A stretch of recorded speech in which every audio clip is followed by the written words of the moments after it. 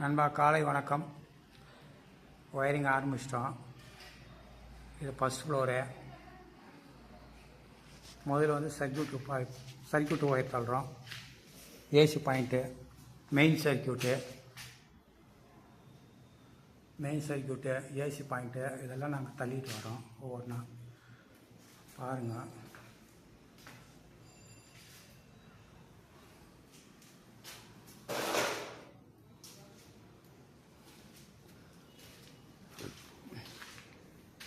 மொத்தம் 12 சர்க்யூட் போடுறோம்.